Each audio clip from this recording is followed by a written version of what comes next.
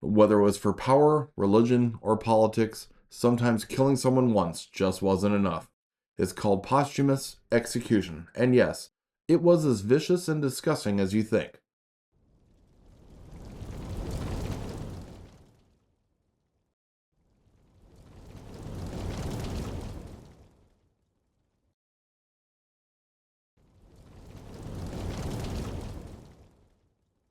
Warning, viewer discretion advised. Between 872 and 965, 24 popes were appointed, and between 896 and 904, there was a new pope almost every year. Italy was a political mess, to say the least. Being appointed pope in this era had been equated to being given a death sentence or diagnosed with an incurable disease. You might be able to live with it for a while, but the outlook wasn't good. Popes had tremendous power, naming and crowning the Holy Roman Emperor and directing the decisions of kings throughout Europe with a flick of a beautifully plumed quill. Calling the position risky is an understatement. Pope Formosus was succeeded by Boniface VI, who was in turn succeeded, after just 15 days in office, by Stephen VI, and one of the craziest episodes in Vatican history played out when Pope Stephen VI decided to put Pope Formosus on trial.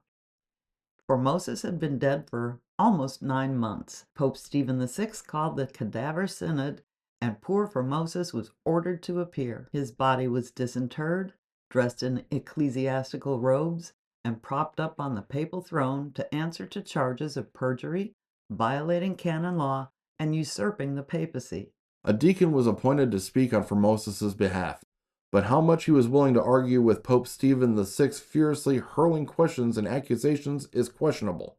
Formosus chose not to answer any of the charges. It was no surprise when he was found guilty.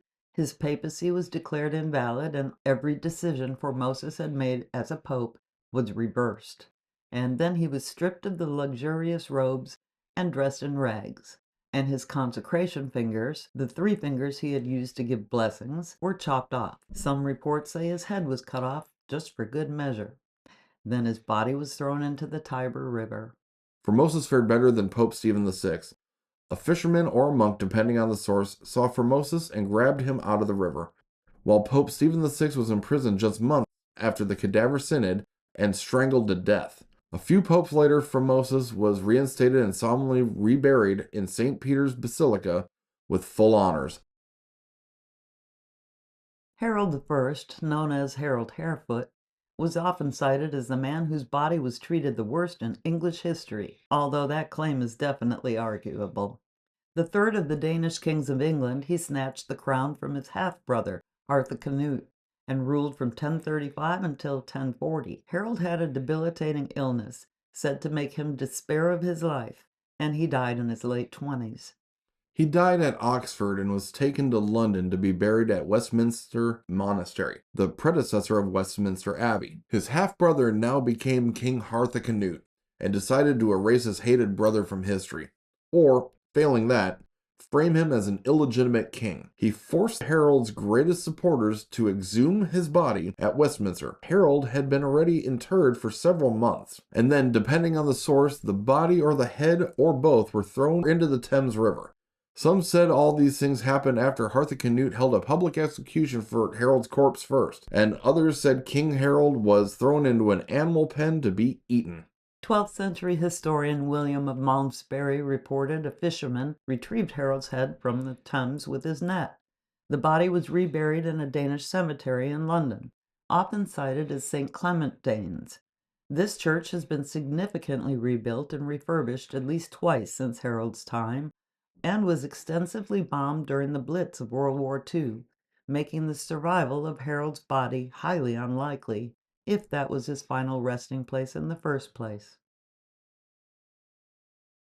Simon de Montfort was the 6th Earl of Leicester and the first leader of a political movement in English history that sought to overthrow the monarchy in favor of a more parliamentary-style system of government. He was a favorite counselor of King Henry III and secretly married the king's sister, Eleanor Plantagenet, setting himself up as one of the leading noblemen in England. Since before Magna Carta was enacted in 1215, the baronial class had tried to curb the power of kings. But 50 years later, abuses of power were still causing discontent. Years of the king dispensing favors to his family and favorites while the people faced famine brought the barons, including de Montfort, to demand changes, and after a number of complicated political moves and countermoves, the stage was set for what is now called the Second Barons' War. In 1264, de Montfort and his allies won against the king at the Battle of Lewes and took control of the king and government. It was decided that the kingdom would be run by a council of 9. It didn't last. In the next battle, on August 4th, 1265, de Montfort's forces were outnumbered 3-1 by King Henry III's army, headed by his son, the future King Edward I. Prince Edward assigned over a dozen of his best soldiers to roam the battle in search for de Montfort. De Montfort was unhorsed by the men and surrounded, fighting on, but finally stabbed in the neck by a lance. And then the retribution began. He was beheaded and castrated, with his testicles either shoved into his mouth or placed hanging on either side of his nose. The head was sent to the wife of Roger Mortimer, the man who killed him on the battlefield. One of his hands was cut off and sent to the wife of another baron. The remaining hand was taken by the monks of Evesham Abbey when they cleaned up the battlefield. What remained was buried at Evesham Abbey until Edward was crowned Edward I, and ordered de Montfort disinterred and his remains scattered on unconsecrated ground. Miracles were reported almost immediately, with the most famous being de Montfort's hand floating through the air during a mass at Cheshire Church. And a cult sprung up with pilgrims traveling great distances to visit his grave. Over 200 miracles were attributed to de Montfort's body parts over the years. Thanks for watching. Don't forget to like and subscribe. And we'll see you on the next one. Hey, here's another Dragonden video you might like. And if you like this video, don't forget to hit that thumbs up button. And you can hit the notification bell if you'd like to know when our videos come out. Thanks for watching. We'll see you on the next one.